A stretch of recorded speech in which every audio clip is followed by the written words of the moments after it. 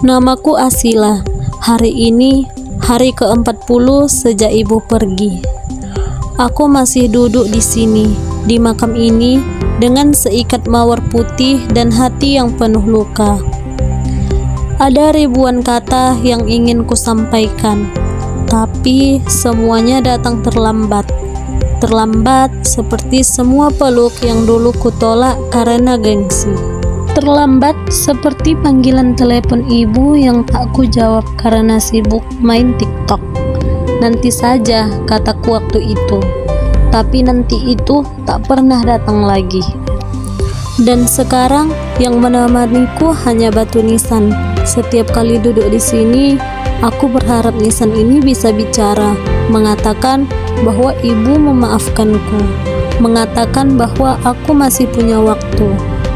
Tapi angin hanya berbisik pelan, daun-daun yang berguguran, dan aku hanya bisa menunduk, memeluk lutut, menahan tangis yang tak pernah benar-benar habis.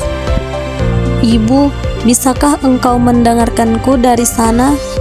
Bisakah engkau tahu bahwa anakmu akhirnya mengerti arti cinta yang paling tulus itu darimu? Aku dulu berpikir, ibu itu tak akan pernah pergi. Aku percaya dia kuat, abadi, tak tergantikan. Setiap pagi, meski tubuhnya lelah, ibu selalu bangun lebih dulu, membuatkan sarapan, menyiapkan keperluan kami semua. Sedangkan aku bangun paling akhir dan sering mengeluh jika lauknya tidak sesuai selera. Ibu selalu hadir saat aku butuh, saat sakit, saat gagal ujian, bahkan saat aku menangis karena patah hati.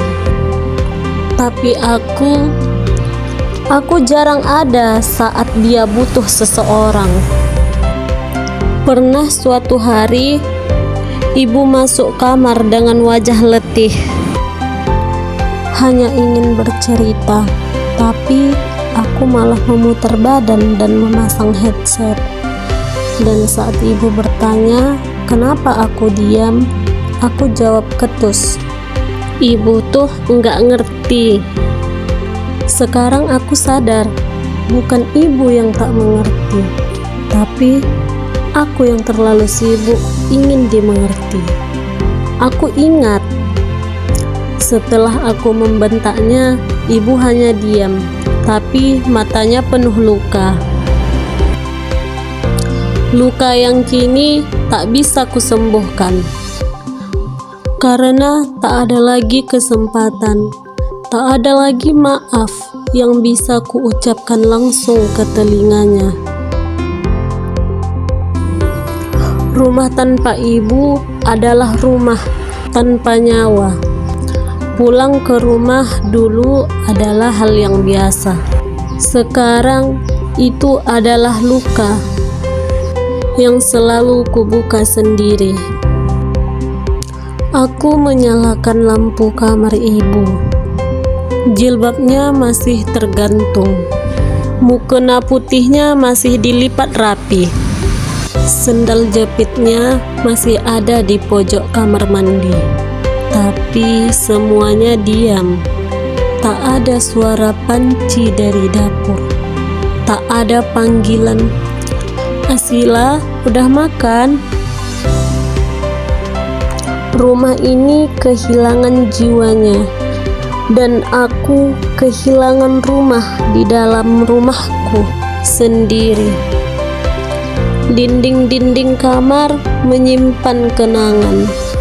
Suara tawa, cerita sederhana, harapan kecil, sekarang hanya gema kosong. Terkadang aku berjalan ke dapur, berharap menemukan bayangannya di sana.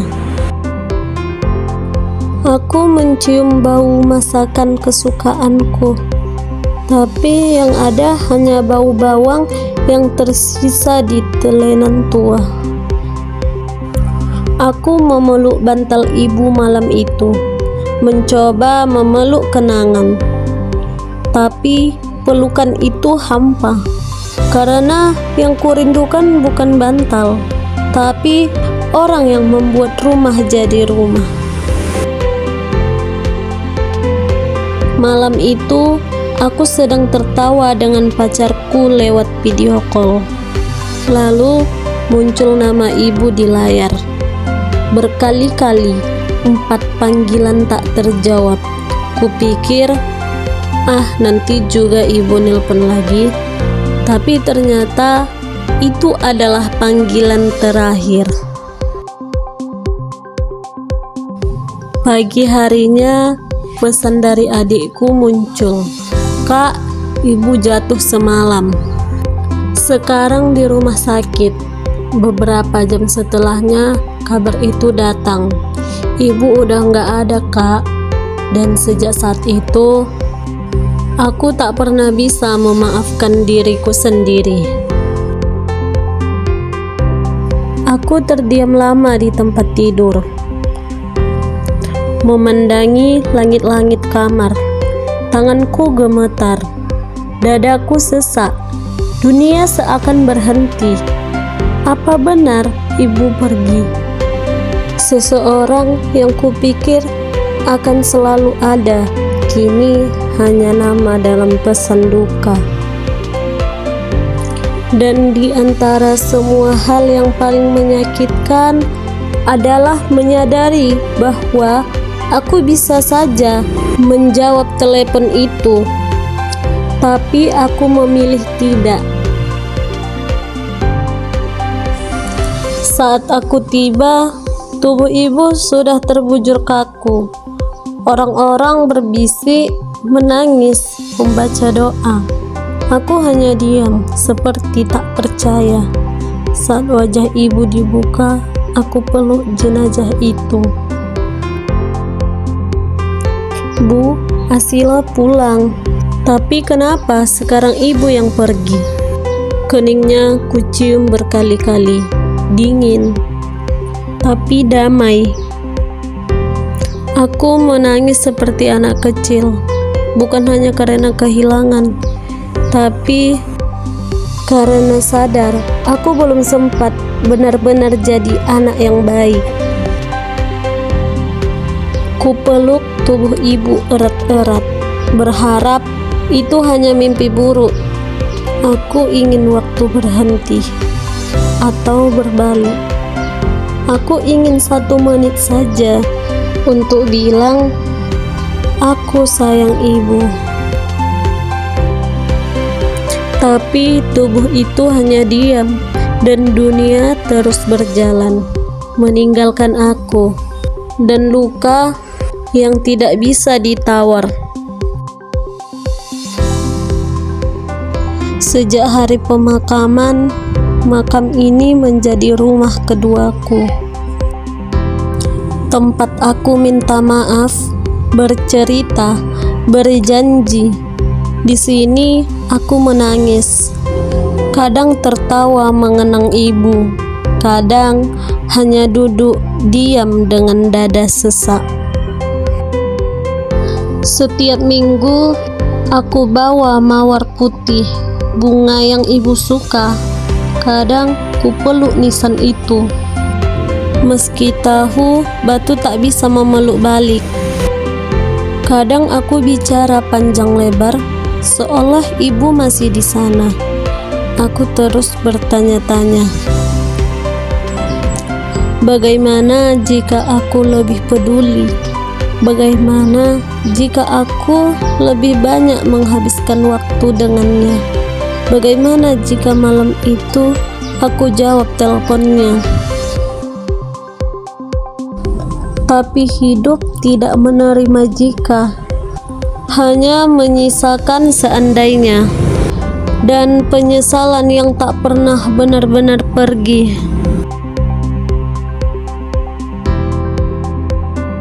Suatu malam, aku membuka lemari ibu.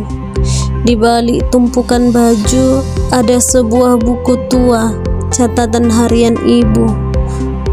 Kubuka halamannya satu persatu, dan di setiap halaman selalu ada namaku. Asila batuk-batuk tadi malam. Aku doakan dia cepat sembuh. Asila belum pulang minggu ini, tapi nggak apa-apa. Semoga dia bahagia. Bahkan ketika aku menjauh, ibu tetap mendoakan. Dan di tiap akhir catatan tertulis, "Ya Allah, jagalah anakku. Jika aku tak sempat melihat dia menikah, tak apa, asal dia bahagia." Tangisku pecah. Tiap huruf terasa seperti pelukan dari masa lalu. Dan betapa bodohnya aku. Baru membaca semua ini setelah tak ada lagi tangan ibu yang bisa ku genggam. Malam ke-40, aku ambil mukena ibu. Masih ada bekas bedak di kerahnya. Masih harum seperti tubuhnya. Untuk pertama kalinya, aku sujud sambil menangis. Benar-benar menangis, bukan karena ingin sesuatu, tapi karena aku sadar. Selama ini, aku hanya meminta, tak pernah benar-benar bersyukur. Tanganku gemetar saat melipat mukena itu kembali. Aku tahu, aku tak bisa memeluk ibu lagi, tapi aku bisa peluk semua kenangan dan berjanji jadi anak yang lebih baik. Ya Tuhan, tolong sampaikan ke ibu. Asila minta maaf. Asila sayang ibu selalu. Dan malam itu aku merasa untuk pertama kalinya ibu datang dalam mimpiku dengan senyum yang tak berubah, yang lebih baik. Jika waktu bisa diulang, aku akan peluk ibu setiap hari. Akan jawab setiap telepon. Akan bantu di dapur. Akan lebih sabar. Akan lebih mencintai tanpa menunggu waktu.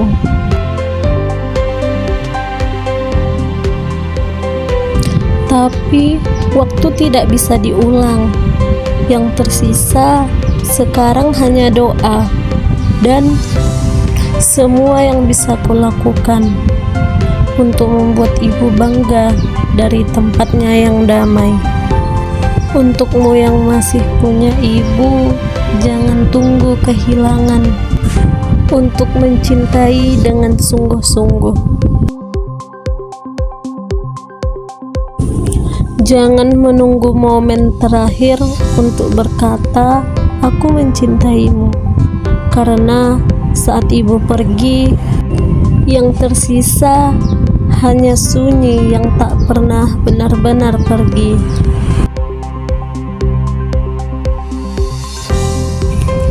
Aku masih ingat, waktu kecil, aku pernah takut gelap. Setiap malam, sebelum tidur, ibu selalu memelukku sambil membisikkan, "Jangan takut sayang. Ibu di sini." Kadang ibu bercerita tentang masa kecilnya, tentang perjuangan ayah. Ada masa aku memberontak. Saat remaja, aku pernah kabur dari rumah. Aku marah hanya karena ibu melarangku pergi ke pesta malam. Aku tinggal di rumah teman selama 2 hari. Dan saat pulang, ibu tidak marah, tidak membentak.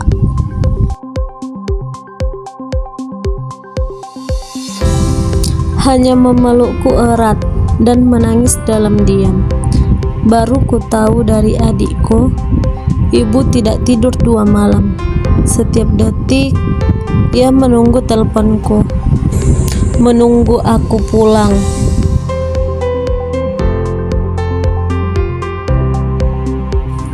Tapi aku pulang dengan wajah penuh amarah dan merasa benar sendiri. Hari ini aku menangis bukan hanya karena ibu tiada, tapi karena ibu selalu benar dan terlalu keras kepala untuk menyadarinya.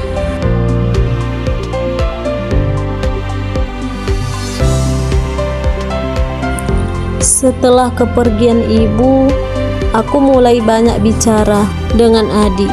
Dia bilang, "Kak, ibu sering nulis surat buat kakak, tapi gak pernah dikirim." Ibu juga sering menangis waktu lihat status kakak di Instagram. Ibu bangga, tapi rindu. Ayah juga mulai bicara, padahal biasanya pendiam. Ibumu tuh gak pernah berhenti nyebutin namamu di doa. Waktu kamu sudah S1, dia masak banyak. Padahal kamu gak pulang, dia tetap masak pakai piring favoritmu.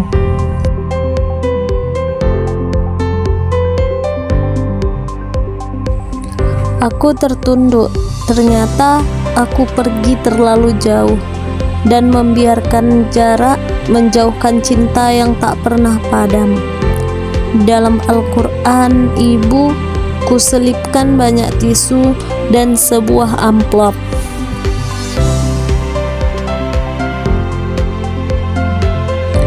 Surat itu ditulis tangan di atas kertas bergaris dengan tinta biru yang sudah mulai luntur. Untuk Asila, anak ibu yang paling keras kepala, ibu tahu kamu sayang ibu meski gak pernah bilang. Ibu tahu kamu sibuk meski kadang ibu ingin kamu pulang walau hanya 5 menit.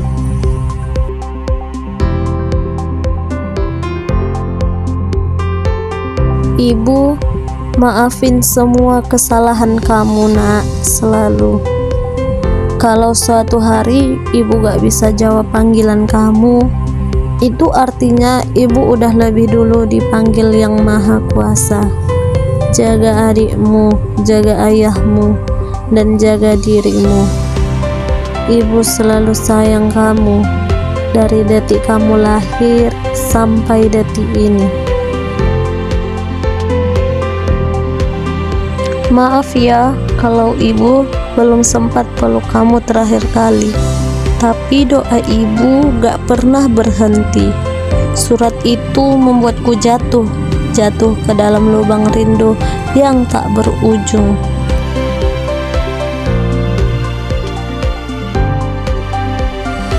Setelah hari ke-100, aku mulai berubah. Aku mulai rutin sholat. Aku mulai bantu ayah di rumah. Aku ajak adik-adik bicara lebih sering. Aku mulai menulis tentang ibu, tentang hidup, tentang penyesalan. Dan hari itu aku wisuda. Aku berdiri membawa fotonya. Aku selipkan potret ibu di dalam toga. Dan aku katakan dalam hati, "Bu, akhirnya Asila lulus. Ini untuk ibu."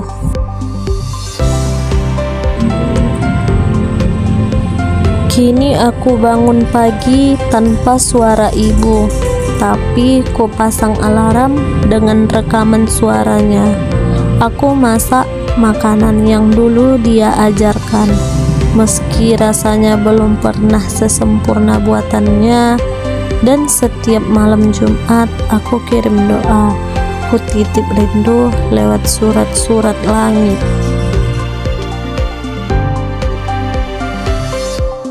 Karena ibu mungkin sudah pergi, tapi doanya masih menuntunku hidup. Jika kamu sedang membaca ini dan masih punya ibu, tolong jangan tunda ucapkan cintamu. Peluk dia, dengarkan dia, karena setelah ibu tiada, yang tersisa bukan cuma sunyi, tapi ribuan kata yang tak pernah sempat terucap. dan pelukan yang hanya bisa kamu bayangkan, bukan lagi kamu rasakan.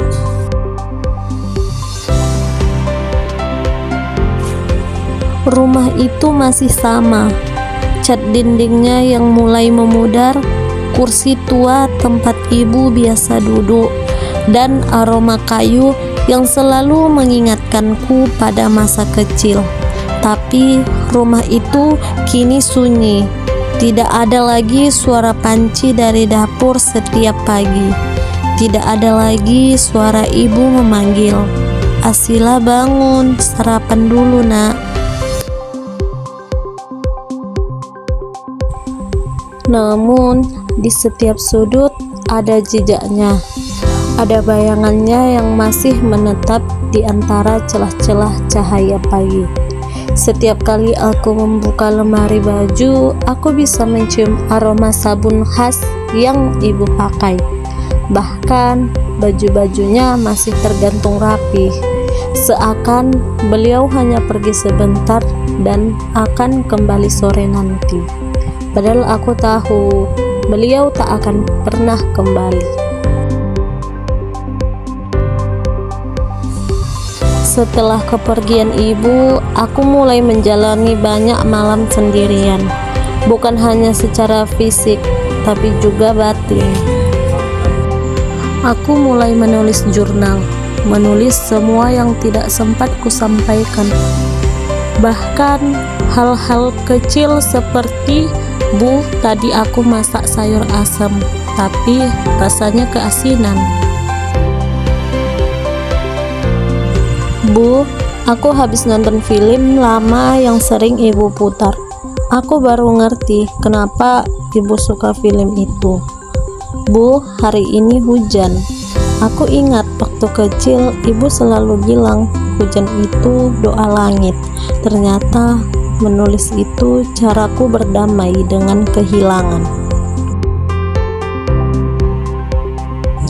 Kamar ibu masih utuh. Aku tidak sanggup memindahkan apapun.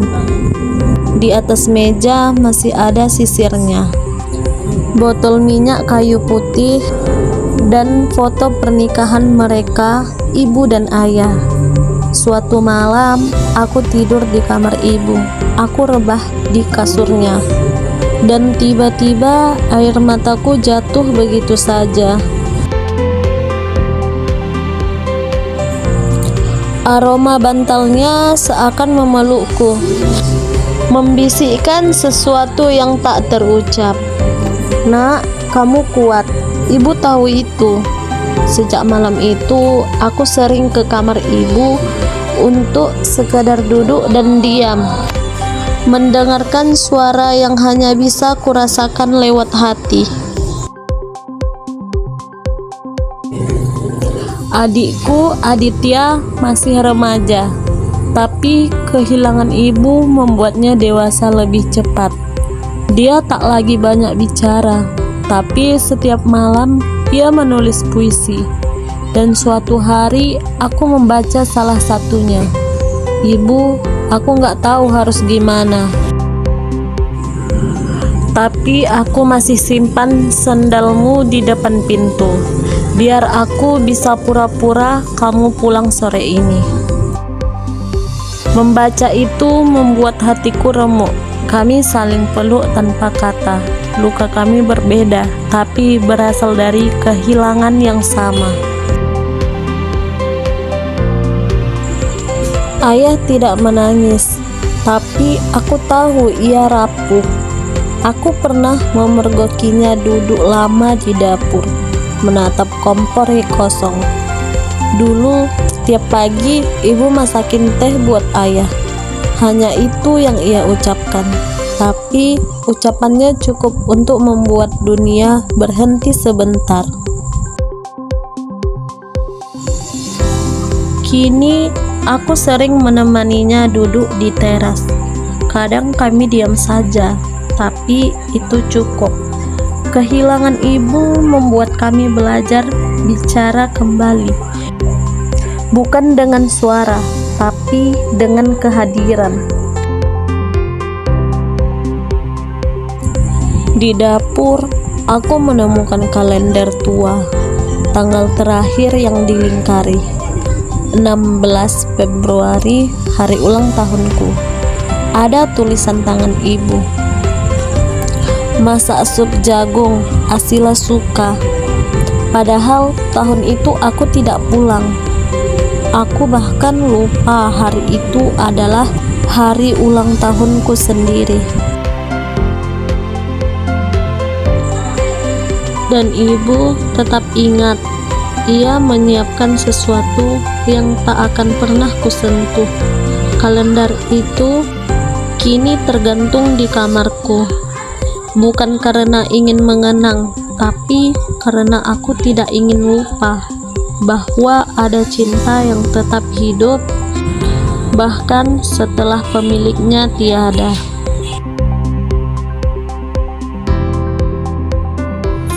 Ponsel lamaku masih kusimpan. Masih ada rekaman panggilan tak terjawab dari ibu 23 kali. Hari itu aku sibuk liputan kampus. Aku ingat dengan jelas. Aku sempat berkata, nanti saja balasnya. Paling cuma nanya hal sepele. Dan ternyata itu panggilan terakhir. Kini tiap kali ponselku berdering, aku selalu menjawab. Bahkan jika nomor tak dikenal. Karena sejak itu aku mengerti, tidak semua orang akan terus menunggu jawabanmu. Waktu tidak selalu memberi kesempatan kedua. Hari Minggu adalah hari ibu mencuci Sprite, membuat kue, dan menyuruhku menyapu. Aku selalu mengeluh, "Kenapa sih, Bu? Ini hari libur." Dan ibu selalu menjawab dengan senyum, "Karena ibu pengen rumah kita wangi waktu kamu bangun." Sekarang, setiap minggu, aku terbangun dalam sepi. Dan ketika hujan turun pagi-pagi, aku tersenyum pahit. Hujan yang dulu ku benci, kini jadi kenangan yang paling kutunggu. Suatu siang, aku melewati toko kue langganan ibu. Pemiliknya menatapku dengan wajah iba. "Kamu anak Bu Hanifah ya?" "Aduh, ibu kamu itu pelanggan setia. Selalu beli roti pisang 2, 1 buat kamu," katanya. Aku tak bisa berkata apa-apa. Aku membeli 2 roti pisang hari itu.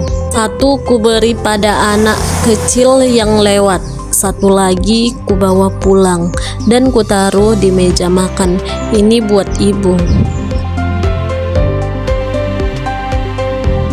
Aku temukan album foto lama.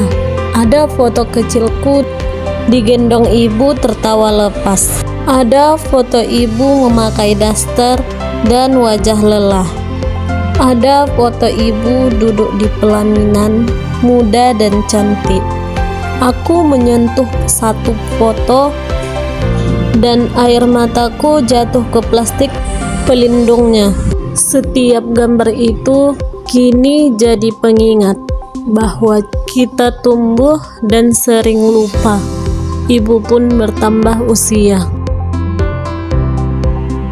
Aku ajak adikku, ayah, dan 2 kerabat dekat untuk membuat hari ibu versi kami. Kami masak masakan kesukaan ibu. Kami pakai baju warna kesukaan ibu, hijau toska. Kami putar lagu-lagu lawas yang dulu sering dinyanyikan ibu sambil mencuci.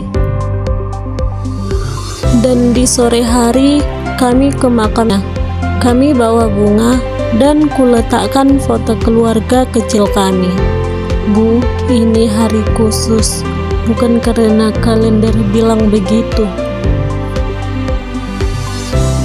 Aku pikir Setelah 40 hari, rasa sakit ini akan memudar. Tapi tidak, rasa kehilangan itu seperti ombak, kadang tenang, kadang tiba-tiba datang, menghantam saat aku tidak siap. Sejak ibu tiada, aku berhenti dari pekerjaanku. Semua terasa hampa. Tempat kerja yang dulu sibuk kini terasa asing. Rekan-rekan hanya bisa menatapku dengan mata simpati, tapi tak ada yang benar-benar mengerti. Aku kembali ke rumah ibu di kampung. Rumah kecil yang dulu selalu riuh oleh suara sendok dan cerita. Kini hanya ada sunyi. Aku membuka kembali lemari ibu. Laci-lacinya menemukan benda-benda kecil yang dulu kuanggap sepele. Resep makanan tulis tangan, jepit rambut tua. Kartu ucapan ulang tahunku yang tak pernah kubalas. Dan di tumpukan terakhir, aku temukan selembar kertas kusam, tulisan tangan ibu. Jika Asila membaca ini, berarti aku sudah tidak bisa lagi memelukmu. Tapi jangan bersedih terlalu lama. Hidupmu masih panjang dan kamu harus bahagia. Aku menangis sepanjang malam itu, bukan hanya karena kehilangan, tapi karena aku sadar ibu tak pernah takut mati. Yang dia takutkan hanyalah aku tidak bisa hidup bahagia tanpanya.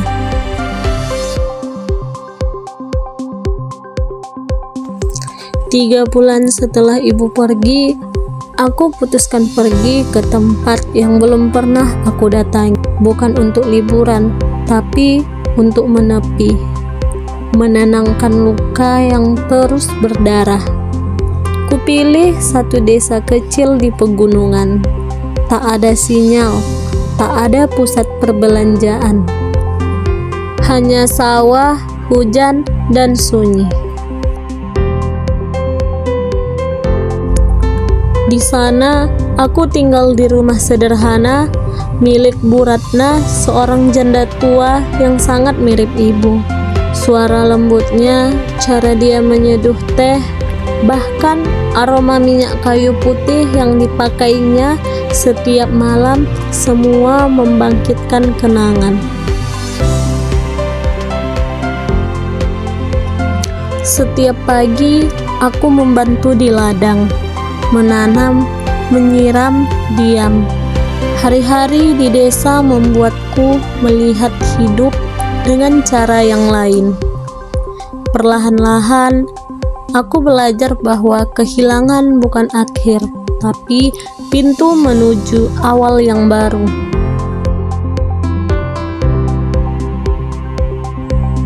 Suatu malam, Bu Ratna memberiku bingkisan. Ini dari seseorang yang datang ke rumahmu waktu kamu sudah pindah ke sini. Katanya isinya surat dari ibu, tertanggal 2 minggu sebelum dia meninggal. Asila, kalau kamu membaca ini nanti, aku ingin kamu tahu, ibu tidak pernah marah. Ibu tahu kamu sedang mencari jati dirimu, dan ibu bangga. Jangan menyalahkan dirimu terlalu lama. Hidup itu singkat, dan kamu masih punya banyak hari untuk menebar cinta. Aku memeluk surat itu seperti anak kecil memeluk boneka usang. Malam itu, untuk pertama kalinya, aku merasa sedikit lega, seperti luka di hatiku diberi salep oleh tangan tak terlihat. Di desa, aku bertemu Dara, seorang anak perempuan berusia 10 tahun. Ibunya meninggal saat melahirkannya. Dara suka menggambar. Ia menggambarkan ibunya dari cerita orang-orang dan menggambarkanku sebagai kakak kota yang sering menangis diam-diam.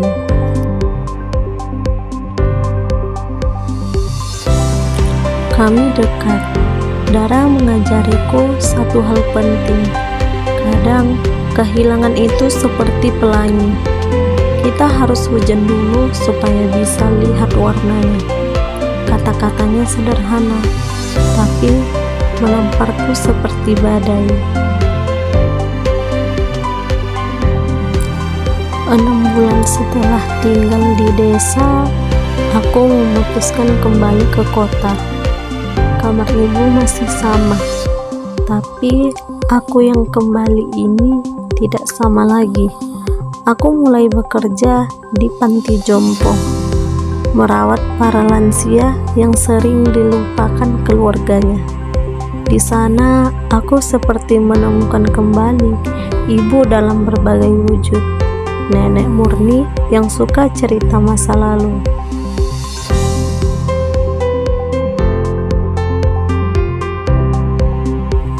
Kakak Haris yang masih menulis surat untuk istrinya yang telah tiada. Aku merasa seperti sedang menebus waktu. Dan setiap sore aku duduk bersama mereka, mendengarkan cerita, menuliskannya, merekamnya. Karena aku tak ingin ada cerita yang hilang, seperti cerita ibu yang tak sempat ku ceritakan ulang.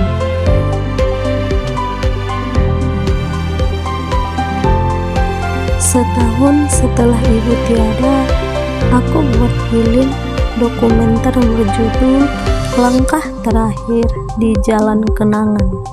Isinya rekaman suaraku, catatan harian ibu, dan suara orang-orang yang kehilangan ibunya juga. Aku unggah ke YouTube. Dalam seminggu, ribuan orang menonton, ribuan komentar masuk.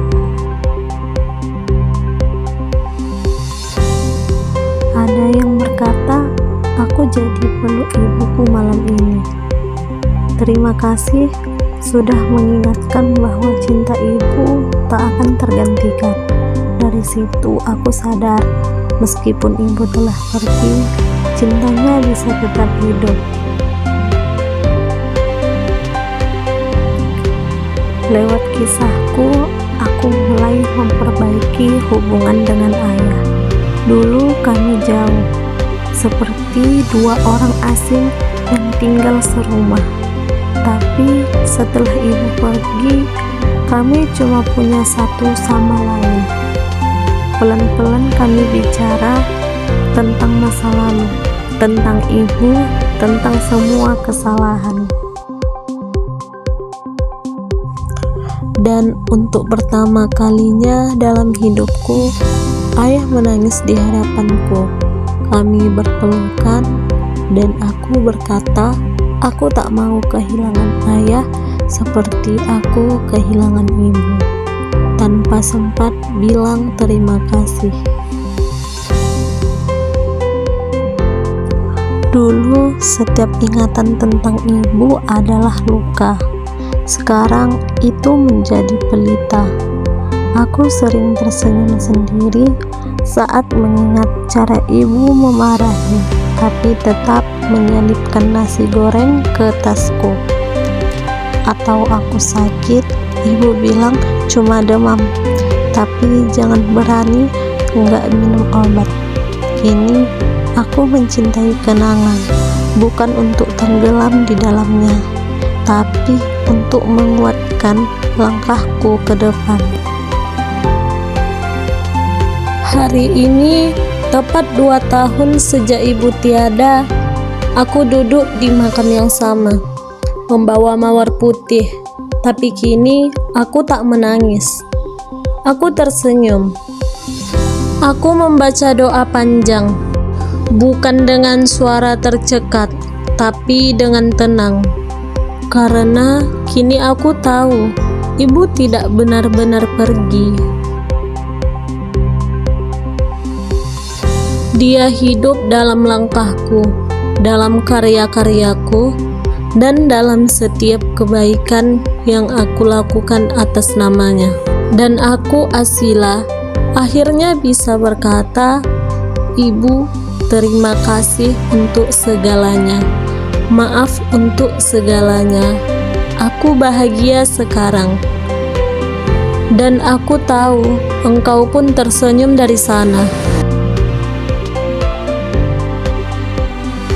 Aku tak tahu sejak kapan perasaan rindu ini tak lagi menyakitkan. Ia hanya menetap, seperti aroma teh melati di sore hari, yang tak pernah benar-benar hilang dari rumah kami. Setiap kali aku berjalan melewati toko bunga di dekat stasiun, aku berhenti. Bukan karena aku ingin membeli bunga untuk makam ibu, tapi karena aku ingin mengingat bagaimana beliau pernah bilang, bunga yang layu itu bukan mati, nak. Ia sedang pulang ke tanahnya. Pernah satu malam aku terbangun dari mimpi. Di mimpiku, ibu berdiri di dapur membelakangi aku. Ia sedang memasak sesuatu, lalu menoleh dan berkata, "Kamu lapar, duduk dulu. Ibu masak yang kamu suka." Dan aku terbangun dengan perasaan aneh, antara bahagia dan sedih. Tapi pagi itu aku pergi ke dapur, dan untuk pertama kalinya sejak beliau tiada, aku memasak menu yang sama. Bukan karena ingin mengganti beliau, tapi karena aku ingin menghadirkan beliau dengan cara yang berbeda. Hidup setelah kehilangan bukan berarti harus terus bersedih, tapi bukan juga berarti kita harus berpura-pura sembuh. Aku kini lebih sering berjalan kaki kemana-mana, menyusuri kota, mengamati orang-orang, menghitung langkah-langkah yang pernah kulalui bersama ibu, walau dulu aku menganggapnya remeh.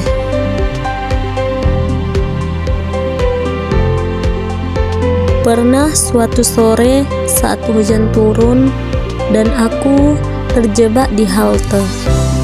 Seorang ibu muda duduk di sebelahku bersama anak laki-lakinya.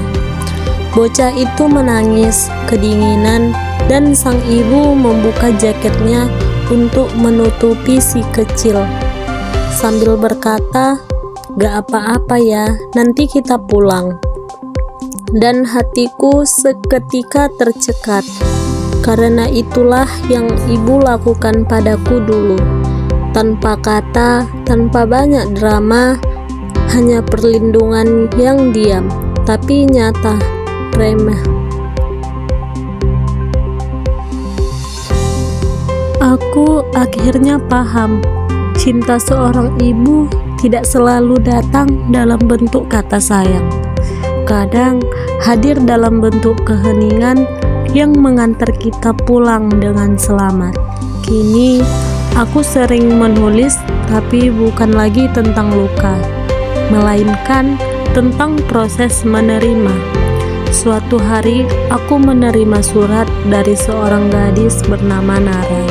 Ia kehilangan ibunya karena kecelakaan, dan katanya setiap malam ia menonton film dokumenterku sambil menangis. Aku membalasnya, bukan dengan nasihat, tapi dengan cerita. Aku bilang, kadang luka tidak butuh obat, hanya butuh teman yang mau duduk di sebelah kita. Dan bilang, aku tahu rasanya. Dan sejak itu, Nara menjadi salah satu relawan di rumah kecil yang kami sebut rumah kenangan. Kami tidak punya banyak fasilitas, hanya bantal, teh hangat, rak buku, dan ruang tenang untuk siapapun yang ingin bercerita. Suatu malam, seorang lelaki tua datang. Ia diam saja, menatap tembok, tak bicara. Tapi sebelum pulang, ia tinggalkan secarik kertas. Sudah 28 tahun aku memendam kesedihan ini sendiri. Terima kasih, kalian mengajarkanku bahwa duka juga bisa bernapas. Itu hari pertama aku tidak menangis setelah mendengar cerita kehilangan orang lain. Bukan karena tidak sedih, tapi karena hatiku sudah cukup kuat untuk menampung air mata orang lain tanpa tenggelam lagi.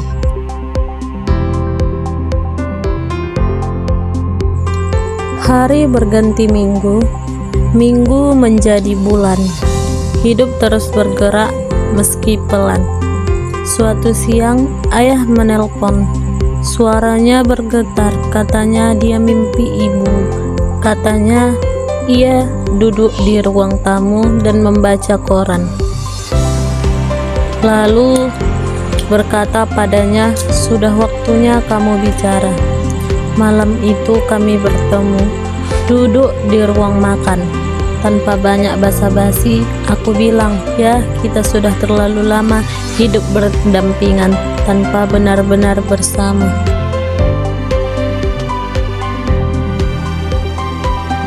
Dan untuk pertama kalinya, ayah meraih tanganku. Tangannya kasar, tua, kaku, tapi hangat. Lalu ia berkata, aku rindu ibumu, tapi aku juga ingin kita bisa saling menjaga. Sebelum salah satu dari kita juga jadi kenangan. Tak perlu pelukan, tak perlu air mata. Hanya genggaman itu saja sudah cukup membuatku tahu aku masih punya rumah. Dan kini 2 tahun lebih sejak ibu pergi, aku tidak lagi mencari cara untuk melupakan. Aku memilih untuk mengenang.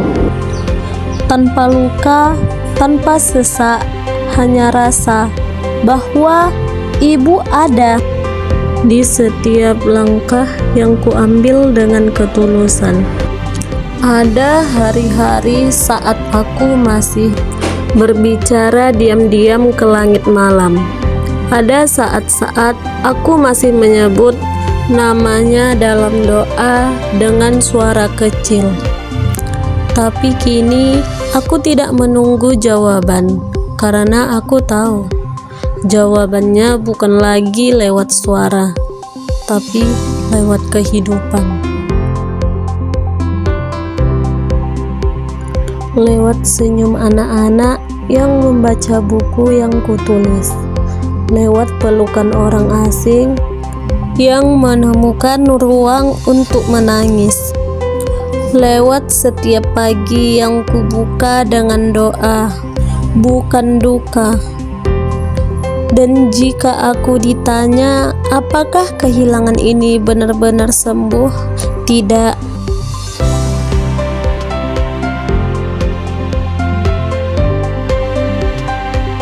Tapi aku telah hidup cukup lama dalam kesedihan untuk tahu bahwa aku bisa memilih antara membiarkan luka itu menghitam atau membiarkannya menjadi taman yang menumbuhkan empati. Aku memilih yang kedua, karena cinta ibu terlalu besar untuk disimpan dalam duka.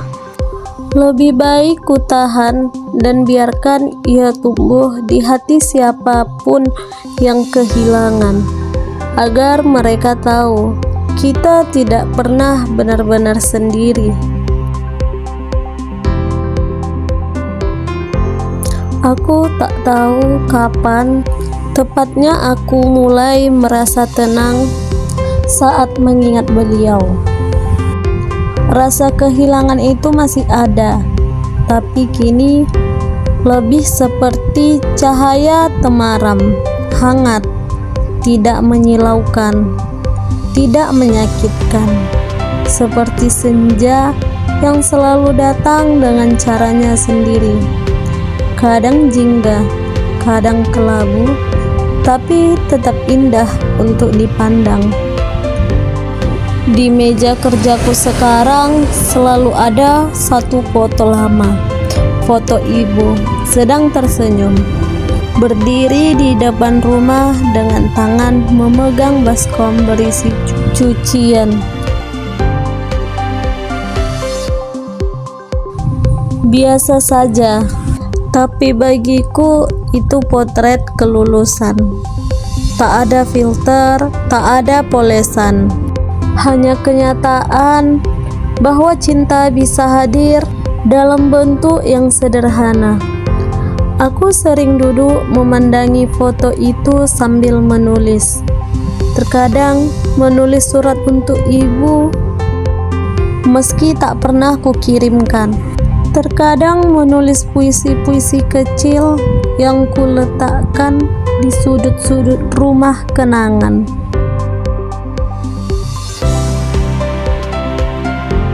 Kadang anak-anak yang datang membacanya diam-diam, lalu menangis tanpa suara. Dan aku hanya duduk di samping mereka, tidak untuk menghibur, tapi untuk menemani. Ada seorang anak laki-laki bernama Dira, usianya 10 tahun. Ia datang bersama neneknya. Ibunya meninggal saat melahirkannya, dan selama ini Dira selalu merasa bersalah. Suatu hari ia berkata, kalau aku gak lahir, mungkin ibu masih hidup. Aku menatap matanya lama, lalu kupegang tangannya yang kecil dan dingin. Aku tak memberi jawaban panjang, hanya satu kalimat. Ibumu tidak memilih mati, tapi beliau memilih untuk memberimu hidup. Hari itu Dira menangis, dan untuk pertama kalinya ia mau ikut menanam bunga di taman belakang rumah kenangan. Setiap minggu ia datang membawa satu pot kecil. Katanya, aku menanam ini buat ibu, biar dia tahu aku gak marah lagi.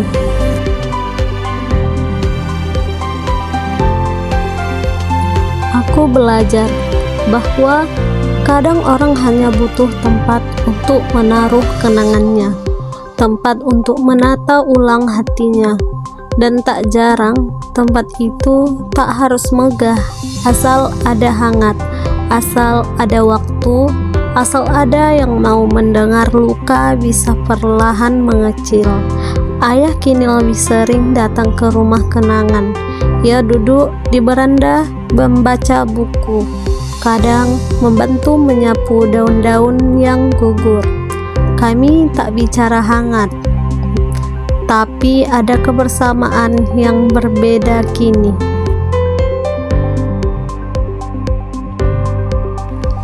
Tidak terburu-buru, tidak kaku. Kadang kami hanya duduk diam sambil menyeruput teh, dan diam itu cukup. Beberapa minggu lalu, aku mengisi acara kecil di sekolah dasar dekat rumah. Tema acaranya menulis dari hati. Seorang gadis kecil bertanya, "Kak Asila, kenapa kita harus menulis?" Aku berpikir sejenak, lalu menjawab, "Karena kadang mulut kita terlalu lelah untuk menjelaskan perasaan, tapi hati kita tetap ingin bicara." Sejak itu banyak anak-anak mulai menulis surat untuk ibu, ayah, saudara, bahkan untuk diri mereka sendiri. dan setiap surat yang mereka titipkan padaku, kubaca dengan penuh hormat, seperti mendengar dunia kecil mereka yang rapuh tapi jujur. Aku mulai menyadari bahwa kehilangan tak mengenal usia, tak menunggu kesiapan, tapi kehadiran bisa kita ciptakan untuk siapapun, kapanpun. Ada malam-malam saat aku masih menangis, bukan karena sedih, tapi karena bersyukur. Karena meski ibu telah pergi, beliau tetap hidup dalam caraku memeluk dunia. Aku sering berkata pada diri sendiri, kalau hari ini sulit, bukan berarti besok tidak mungkin indah. Kalimat itu kupelajari dari ibu, dari cara beliau tetap menyuapiku makan meski tubuhnya lelah, dari caranya tertawa meski air mata belum kering. Dari setiap hari yang beliau jalani tanpa pernah menyalahkan hidup. Kadang aku berjalan ke tempat-tempat yang dulu kami lewati bersama. Warung kecil di ujung gang, lapangan kosong tempat kami menunggu petasan saat tahun baru, kursi taman yang sudah berkarat, dan saat aku duduk di sana, aku tahu kenangan tidak pernah benar-benar usang. Malam-malam panjang yang dulu terasa menyesakkan, kini menjadi ruang refleksi. Disitulah aku menulis cerita-cerita ini, bukan untuk dikenang, tapi untuk dibagikan. Karena aku percaya duka yang dibagi bukan berarti berkurang, tapi bisa berubah menjadi jembatan yang menghubungkan satu hati dengan hati lainnya.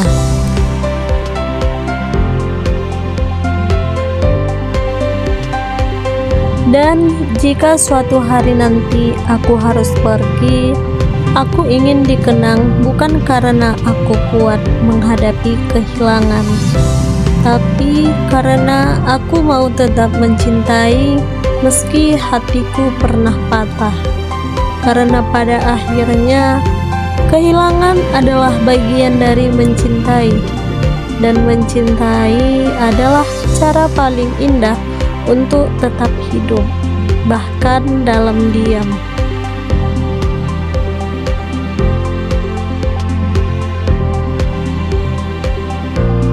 Aku menjalani hari-hari dengan irama yang lebih lembut, menerima bahwa hidup bukan tentang mempercepat sembuh, tapi tentang belajar berdamai dengan luka. Kadang aku masih duduk di tepi jendela kamar, menatap hujan, masih menuliskan namanya di buku harian, masih bicara pelan seolah beliau mendengarkan.